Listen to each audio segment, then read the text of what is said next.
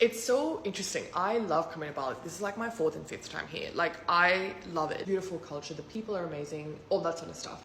But I was having an interesting conversation with my Gojek drivers yesterday, and he was talking about how it's lovely to have all these tourists come in, but the problem is every time they come in, the locals get pushed further and further back. So much so that if they have to work, they have to travel a minimum of an hour and a half to be able to make the money for the day. And it is kind of like a double-edged sword, because there's tourism that comes in and builds the country and helps the economy, but at the same time, the locals are the ones that suffer the most. And it's tough because I'm a part of the problem. So many other tourists are part of the problem. People that move here permanently, they're also a part of the problem. And it's hard because what do you do, right?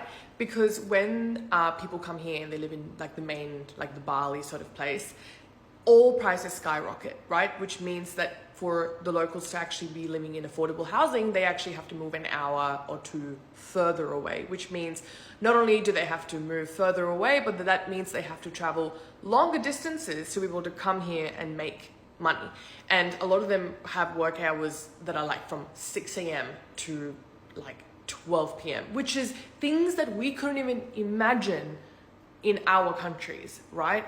Something to talk about, I think something for us to be considerate about is get to know the locals around you, see how you can help them, because trust me, that money that you're giving them, you know, and I know, you're not going to be thinking about it in 2 months' time. So I think rather than sitting quietly and not making any conversation with the locals, whether that's you in a Gojek or in a driver or anything else, take the time to get to know their story. Take the time to understand what their struggles are and how you can support them. It's really not that hard. It just starts with a simple conversation, and we're all very much capable of doing that.